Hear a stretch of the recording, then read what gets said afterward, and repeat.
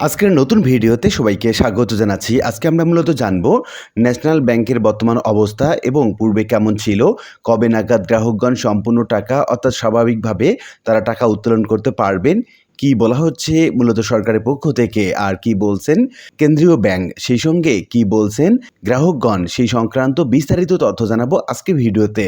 এই সংক্রান্ত একটি প্রতিবেদন প্রথম আলো পত্রিকা প্রকাশ করে, আপনারা স্ক্রিনে যেটা দেখতে পাচ্ছেন, এবং স্ক্রিনে যেটা বলা হচ্ছে ন্যাশনাল ব্যাংকে কোথায় নিয়ে গেলেন এমডি আদিল চৌধুরী, এই সংক্রান্ত বিস্তারিত আমরা জেনে নিচ্ছি। ৩ বছরের চুক্তি করে 1 বছরের মাথায় পদত্যাগ করেছেন আর্থিক সংকটে থাকা ন্যাশনাল ব্যাংকের ব্যবস্থাপনা পরিচালক আদিল চৌধুরী। এবার তিনি এবি ব্যাংকের এমডি হিসাবে যোগ দিচ্ছেন, সেটিও সংকটে পড়া ব্যাংক।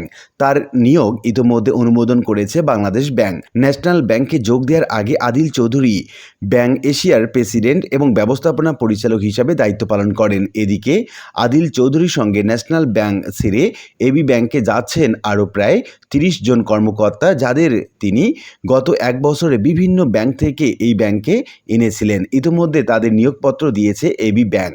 ২৭ জুলাই আদিল চৌধুরী ন্যাশনাল ব্যাংকে পদত্যাগপত্র জমা দেন, যা কার্যকর হবে আজ শুক্রবার থেকেই। ফলে আগামী সপ্তাহেই তিনি এবি ব্যাংক যোগ দিতে পারবেন। গত বছরের ৭ জুলাই থেকে তিনি ৩ বছরের জন্য ন্যাশনাল ব্যাংকে যোগ দেন। তার আগের এমডি মোহাম্মদ তহিদুল আলম খানও মেয়াদ শেষ হবার আগেই পদত্যাগ করেন এবং তিনি অন্য ব্যাংকে চলে যান।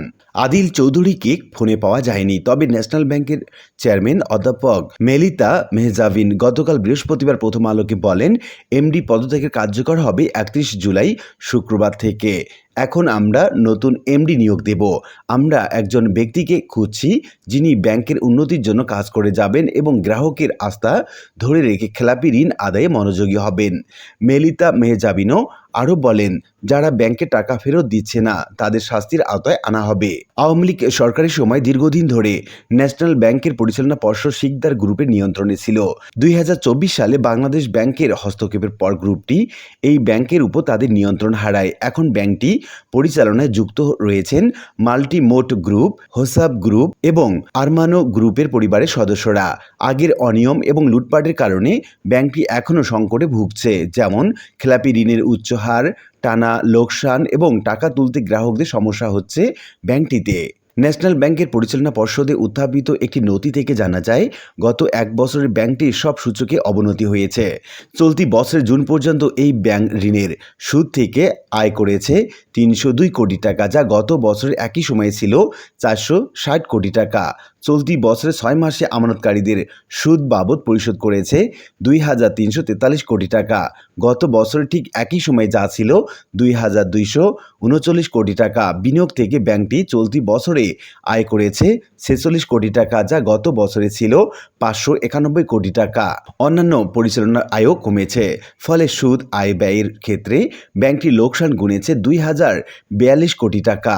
পরিচালন কার্যক্রমে লোকসান দিয়েছে ১,৯২৩ কোটি টাকা। তবে বেতন ভাতা এবং অন্যান্য খরচ কমিয়ে এনেছে ব্যাংকটি। এরপরও গত ৬ মাসে লোকসান বেড়েছে ২,২৯৪ কোটি টাকা, যা গত বছরের ঠিক একই সময়ে ছিল ৯৯২ কোটি টাকা। ব্যাংকটি পরিচালনা পর্ষদকে জানিয়েছে, পূর্ণ তফসিল করা ঋণের বিপরীতে কিস্তি শোধ না হওয়ায় সুদ আয় কমেছে, বিনিয়োগ থেকে আয় কমেছে, ট্রেজারি বন্ড থেকে আয় না হওয়ার কারণে। এমডি এমন সময়ে পদত্যাগ করলেন যখন ন্যাশনাল ব্যাংক উচ্চ খেলাপি ঋণ, ধারাবাহিক লোকসান এবং আমানত তুলে নেওয়ার চাপে রয়েছে। সম্প্রতি ব্যাংকটি তাদের রাজধানীর পান্থপথ মোড়ের শাক ফোয়ারার পশ্চিম পাশে নির্মাণাধীন টুইন টাওয়ারের একটি ভবন বাণিজ্যিকভাবে ভাড়া দেওয়ার বিশেষ সুযোগ পেয়েছে বাংলাদেশ ব্যাংকের কাছ থেকে। নির্মাণাধীন দুটি ভবনের অন্যটিতে হবে ব্যাংকটির প্রধান কার্যালয়। জানা গেছে, সংকট মোকাবিলায় ন্যাশনাল ব্যাংক টুইন টাওয়ারের একটি ভবন ভাড়া দিতে চায়। সেই আয় ব্যাংকের সংকট কাটাতে কিছুটা সহায়ক হবে বলে আশা কর্মকর্তাদের। সেই জন্য বাংলাদেশ ব্যাংক বিশেষ ক্ষমতা বলে ন্যাশনাল ব্যাংকে এই সুযোগ দিয়েছে। ন্যাশনাল ব্যাংকের চেয়ারম্যান অধ্যাপক মেলিতা মেহজাবিন এ নিয়ে বলেন, আমরা সবাই সক্রিয়ভাবে ব্যাংকের উন্নতির জন্য কাজ করে চলেছি, যাতে ব্যাংকের আর্থিক পরিস্থিতি আরও খারাপ না হয়। ব্যাংকটি ২০২২ সাল থেকে প্রতি বছর লোকসান গুনছে। বাংলাদেশ ব্যাংকের তথ্য অনুযায়ী ন্যাশনাল ব্যাংকে দেয়া মোট ঋণের ৫৬.৪৪% বর্তমানে খেলাপি, যা পরিমাণে প্রায় ২৪,০০০ কোটি টাকা।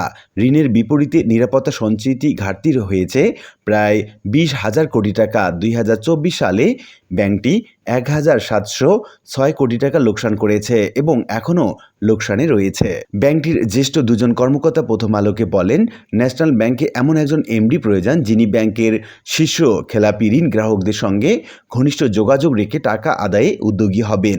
পাশাপাশি ব্যাংকটির সব শ্রেণীর কর্মকর্তাদের সঙ্গে নিয়ে কাজ করবেন। সব মিলিয়ে তাকে সক্রিয় হতে হবে। এই প্রবণতা বিদেয়ী এমডির মধ্যে ছিল না।